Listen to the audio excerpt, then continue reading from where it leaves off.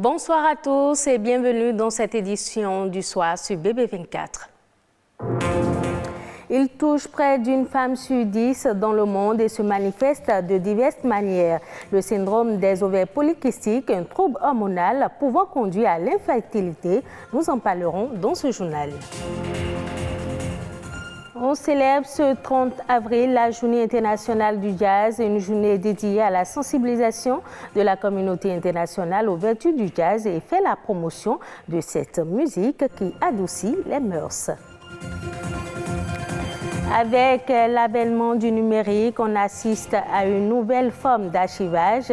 Quelle est aujourd'hui la place de l'archiviste dans un monde qui se numérise à grande vitesse? Un spécialiste nous éclaire.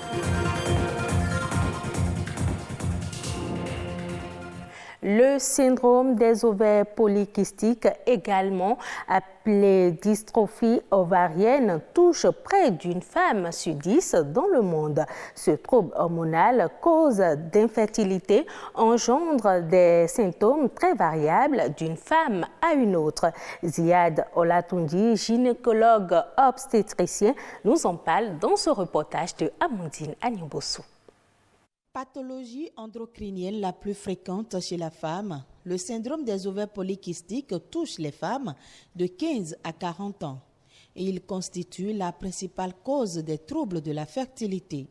Le syndrome des ovaires micropolykystiques est un dysfonctionnement hormonal qui intéresse tout l'organisme et qui peut avoir des manifestations sur le plan gynécologique, essentiellement déjà des règles qui vont être irrégulières et une élévation du taux de testostérone des hormones mâles, en fait d'androgènes dans l'organisme, et l'apparition à l'échographie sur des ovaires de petits sacs liquidiens qu'on appelle des microkystes en nombre important. L'origine du syndrome des ovaires polykystiques n'est pas encore bien connue, mais les symptômes varient d'une femme à une autre.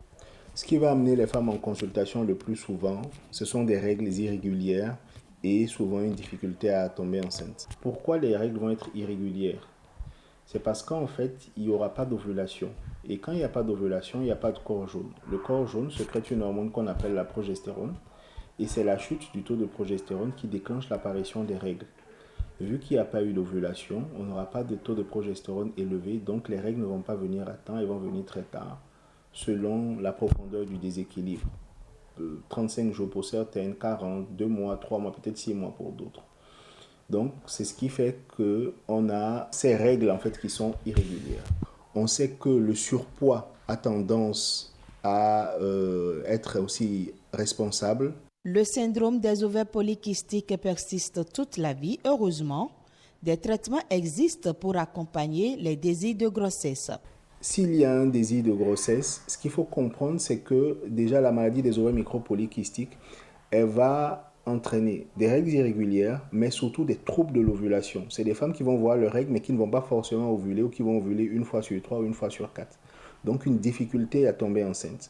Par rapport à ça, aujourd'hui, on a des médicaments, des molécules qui permettent de stimuler l'ovulation. Et en général, ça marche assez bien, à part quelques-unes qui vont peut-être devoir aller jusqu'à la fécondation in vitro. En dehors du désir de grossesse, on n'arriverait pas vraiment à traiter la maladie vu qu'on ne maîtrise pas sa cause. Ce qu'on va pouvoir faire, c'est de mettre des traitements hormonaux pour pouvoir régulariser les règles. Mais en général, dès qu'on les arrête des mois après, le déséquilibre se réinstalle.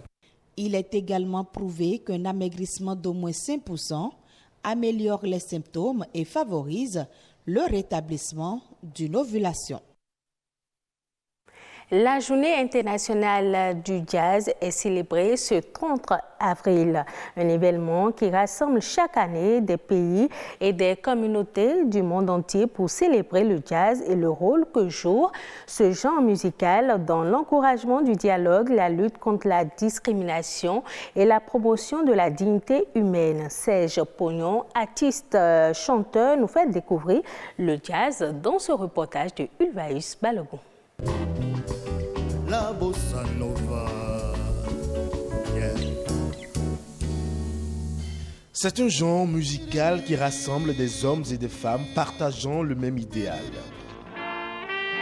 Créé à la fin du 19e siècle et le début du 20e siècle aux États-Unis par les Afro-Américains, le jazz serait d'origine africaine. Le jazz a évolué dans le temps, mais en partant d'un continent que l'on appelle l'Afrique, et l'Afrique noire.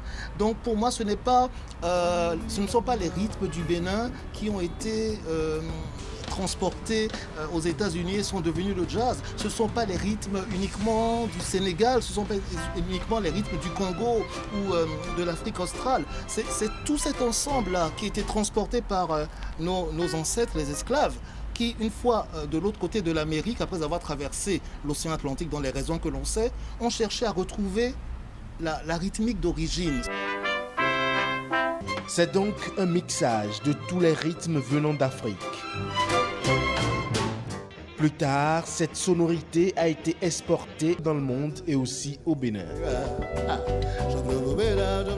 Malheureusement, les chanteurs béninois spécialistes du jazz se font rares. En effet, ce style musical impose le respect de quelques principes de base.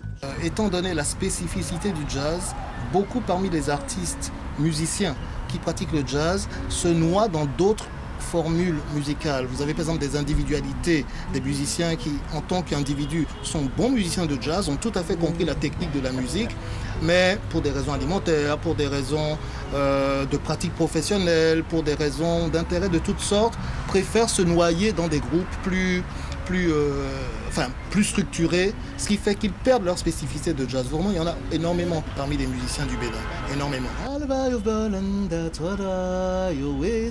Chaque année, une ville différente est sélectionnée pour accueillir ce festival international. Ainsi, cette journée est l'occasion pour mettre en évidence, à travers le jazz, l'identité africaine et le potentiel créatif du continent qui a inspiré cette musique.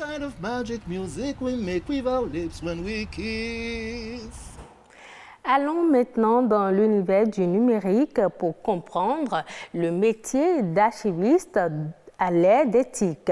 Archiver les données en ligne est une nouvelle dimension de l'archivage.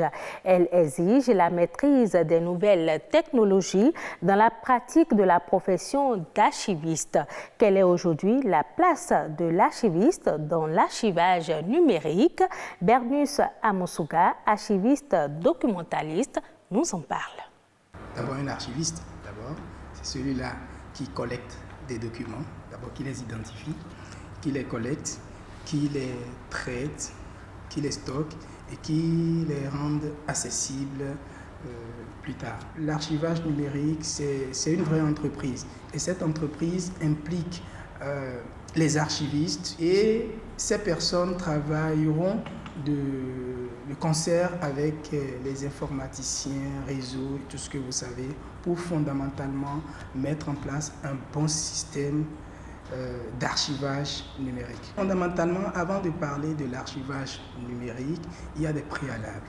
Et ces préalables-là commencent par une étude d'abord de faisabilité. Et cette étude nous permet d'avoir un certain nombre d'éléments pour organiser physiquement les documents. C'est dès lors qu'on a ces outils de gestion, qu'on a même le personnel à utiliser, les moyens matériels et financiers à mettre en place, qu'on peut passer à l'organisation physique. C'est quand on a fini ces étapes maintenant qu'on parlera de l'organisation de l'archivage électronique. Mais cet archivage se fait de deux manières.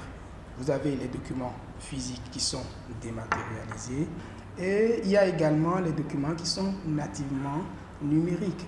Dès lors que vous avez ces deux documents, vous les collectez, vous les mettez sur une plateforme, vous les organisez en fonction, bien évidemment, de l'organisation qui avait été préétablie au moment où l'étude a été déjà faite. La cheville ouvrière de cette œuvre-là, c'est l'archiviste. Il y a beaucoup de personnes qui entrent en ligne de compte, mais il est quand même très important, très capital de mettre l'archiviste au cœur de cette initiative.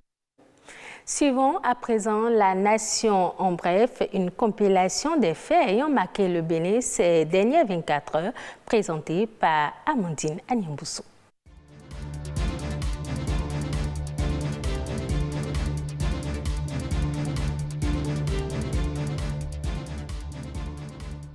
L'Agence nationale de mécanisation agricole devient désormais la Société nationale de mécanisation agricole. La décision a été prise en Conseil des ministres le mercredi dernier.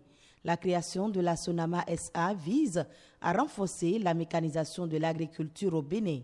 En effet, explique la note finale du Conseil des ministres, cette société d'État va pouvoir réaliser des activités commerciales et industrielles, puis contribuer de manière plus conséquente au programme de modernisation du secteur agricole. Ainsi, la Sonama SA sera chargée de contribuer à la mise en place des matériels et équipements agricoles en relation avec les structures compétentes formées à l'utilisation et à la maintenance des dits matériels et équipements, identifier et mobiliser des partenaires au profit du développement de la mécanisation agricole et enfin assurer des prestations de services en matière de mécanisation, de petite irrigation et d'équipements agricoles. Volet assurance maladie du projet Arche, les ministres Véronique Tony-Fodé des Affaires sociales et Aurélie Adam Soulé du numérique constatent le bon fonctionnement des lecteurs d'empreintes digitales dans les hôpitaux. Ces lecteurs d'empreintes qui seront déployés très bientôt dans les centres de santé du Bénin devront permettre l'identification facile et très rapide des bénéficiaires du projet Arche. Pour le moment, une partie des terminaux électriques est déployée dans certains centres pilotes pour une phase expérimentale. C'est d'ailleurs pour s'assurer de la bonne marche des 10 lecteurs et relever les éventuels dysfonctionnements à corriger avant le déploiement complet que les deux ministres ont effectué la descente. Le 24e pays qualifié pour la Coupe d'Afrique des Nations CAN 2021 ne sera connu qu'en juin 2021. La Cour de la Commission d'appel de la Confédération africaine de football CAF confirme la décision du report du match 151 comptant pour la dernière journée des éliminatoires. Cette décision intervient après les auditions des deux parties, le Bénin et la Sierra Leone. Pour rappel, le Bénin et la Sierra Leone ont pu s'affronter le 30 mars dernier pour des problèmes de transparence sur les cas positifs de Covid-19.